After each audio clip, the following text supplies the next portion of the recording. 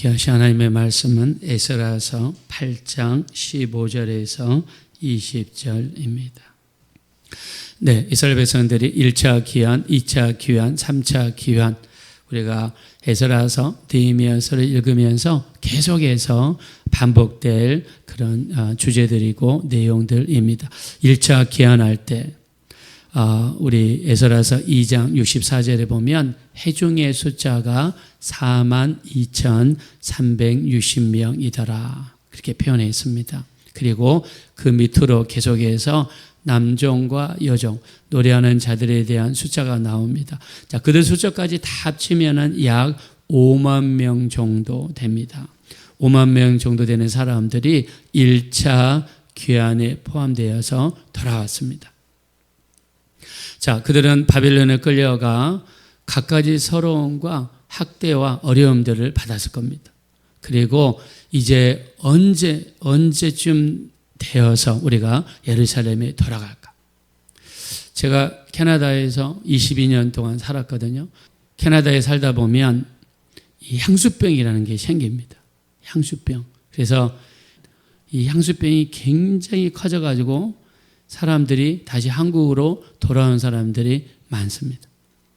자, 이 바벨론으로 끌려간 사람들도 마찬가지겠죠. 바벨론으로 끌려가서 70년 동안 살다 보니까 자, 이들은 특히 예루살렘에 대한 향수가 굉장히 강한 사람들이 언젠가 예루살렘으로 돌아갈 수 있을까? 언젠가 예루살렘에 가서 하나님께 예배하고 하나님께 제사 드릴 수 있을까? 여기에 대한 향수가 굉장히 많은 사람들이에요. 그래서 70년 동안 이 포로 생활을 하면서 거기에서 당하는 부당한 대우도 있었겠지만 고향에 대한 사무침, 예루살렘에 대한 사무침, 예루살렘에 돌아가 하나님께 예배 드리고자 하는 그 마음이 굉장히 강한 사람들이에요.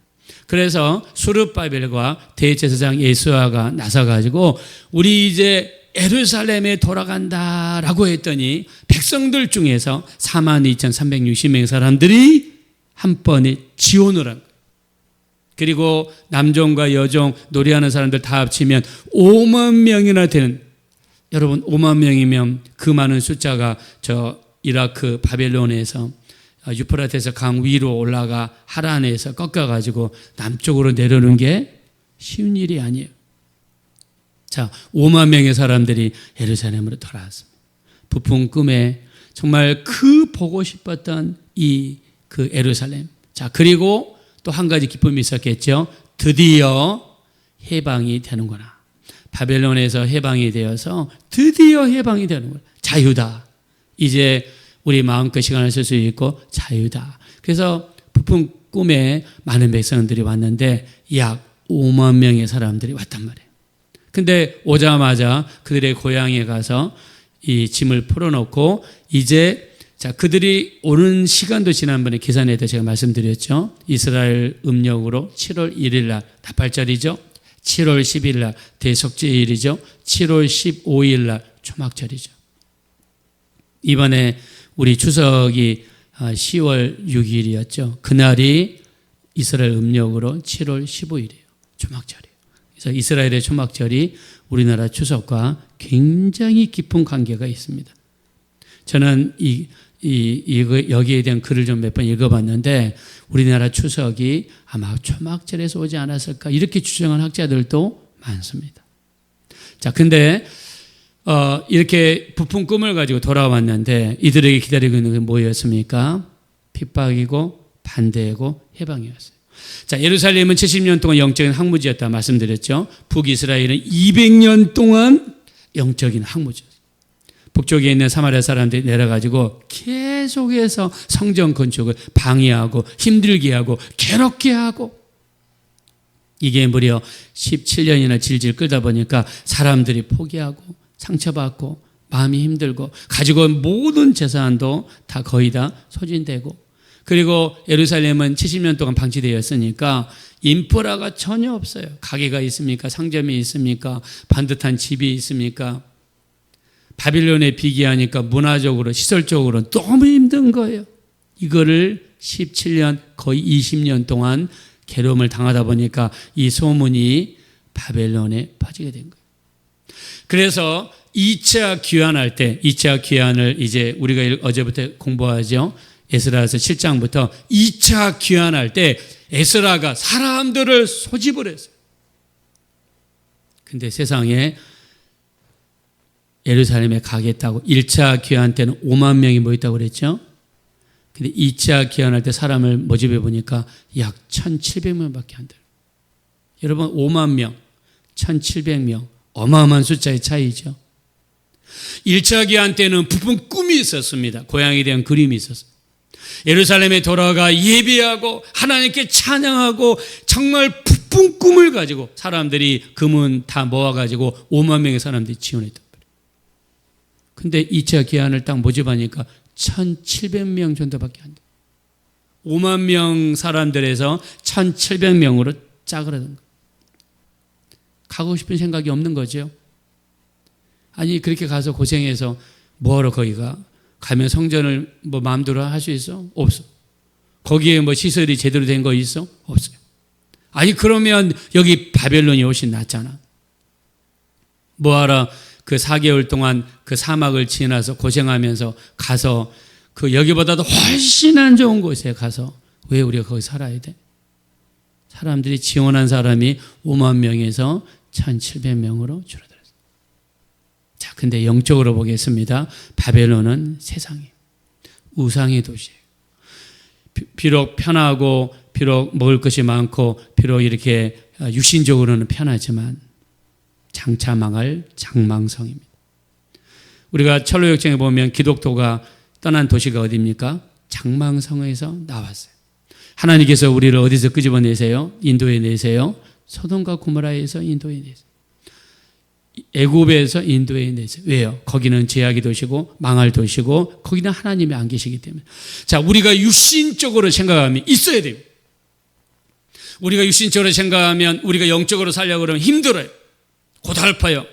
왜 새벽기도 가야 돼? 왜 11조 내야 돼? 왜 주일마다 골프 치러 가야지? 이 동남아 여행 가야지? 왜 교회에 매여가지고 우리 스케줄이 영향을 받아? 옛날에는 우리가 교회에서 막 부흥회가 일어나고 영혼들이 변화되고 와서 회개하고 기도하고 눈물을 흘리면서 영적인 기쁨이 있었어.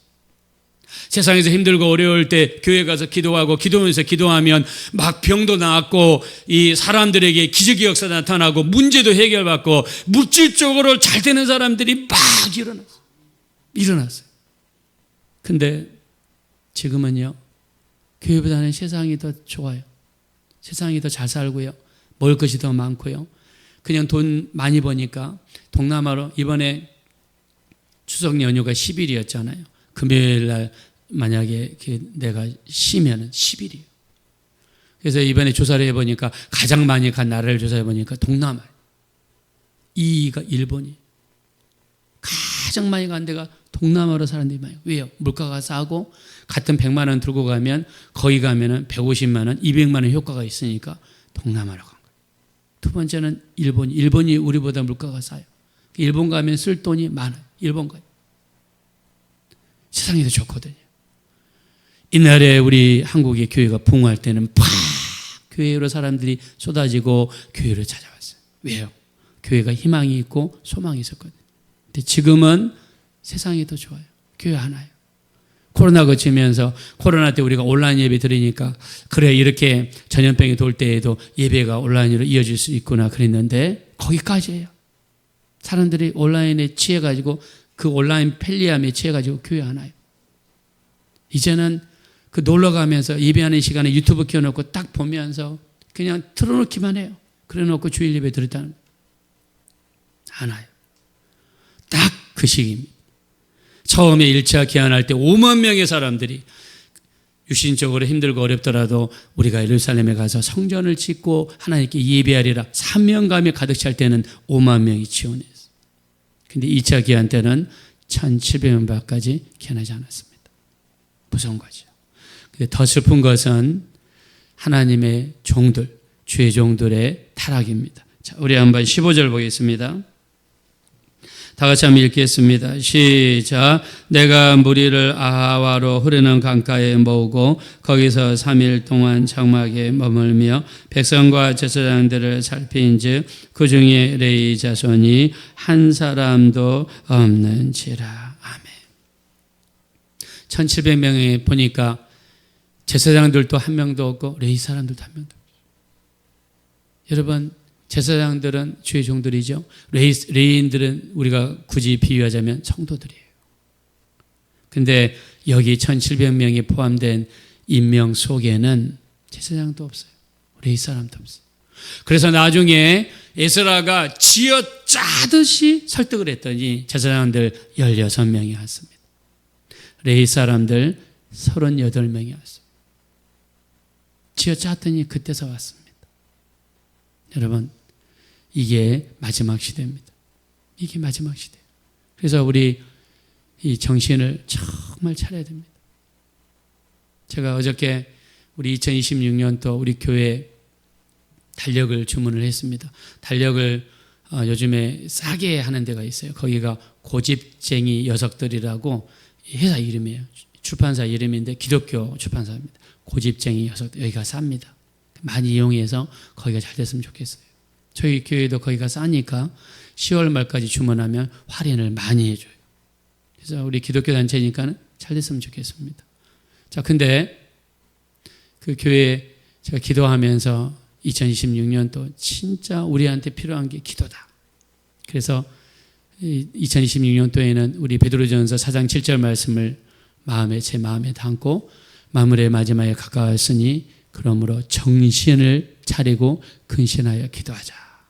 우리가 기도하지 않으면 영적으로 무디어져. 목사님들도 마찬가지입니다. 기도하지 않고 자꾸 외부 행사로만 돌면 영감이 없어집니다. 저도 이 전도사 시절에 느꼈는데 설교를 자주 하면 영감이 하나님이 계속 주세요. 근데 설교를 많이 안 하면 설교에 대한 감이 확 떨어진 걸 느껴요. 여러분, 우리 마지막 때는요, 진짜 세상에 취하면 안 됩니다. 이스라엘 백성들이 바벨론에 취해버리니까 1차 때는 5만 명이 돌아왔던 사람들이 2차 때는 1700명으로 짜그라들었어요. 이게 영적인 현실이고 무서운 현실입니다. 우리는 마지막 때에 깨어 있어야 됩니다. 기도로 깨어 있어야 되고 말씀으로 깨어 있어야 되고 예배로 깨어 있어야 되고 영적으로 깨어 있어야 될 줄로 믿습니다. 마지막 때에 정말 깨어서 우리 주님 섭섭하지 않게, 주님이 교회에서 기다리시는데 주님이 섭섭하게 해드리지 않도록 정말 우리 주님 보시기에 우리 아름다운 신앙생활 감당할 수 있도록, 그래서 이 마지막 때에 주님 기쁘시게, 주님 마음 편하게 해드리게, 우리 주님을 기쁘게 해드릴 수 있는 뜨거운 신앙생활, 열심히 드리는 신앙생활 끝까지 감당이 되시기를 예수 이름으로 축원합니다. 이 시간 기도하실 때 마지막 때 우리가 세상에 취하지 않고 우리가 영적으로 게을러지지 않고 예배와 기도와 말씀에 더 열심히 주님을 섬길 수 있는 우리가 되게 해달라고 합심으로 간절히 기도하겠습니다.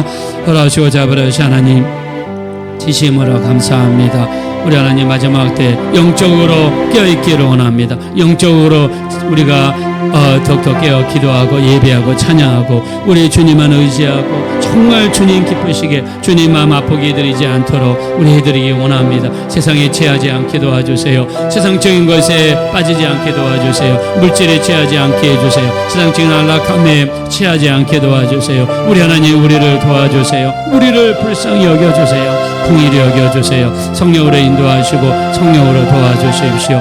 우리를 도와주세요. 우리를 불쌍히 여겨주세요. 성령으로 인도해 주세요. 우리 하나님 인도해 주십시오. 우리가 세상에 취하지 않게 하시고 주님만 바라보고 주님만 의지하고 우리 좋고 주님을 기쁘게 해드릴 수 있는, 우리가 이 땅에 비록 살고 있지만 너무 세상에 취하지 않게 하시고 주님만 온전히 바라볼 수 있는 우리 모두가 될 수 있도록 우리 하나님 인도하시고 도와주십시오.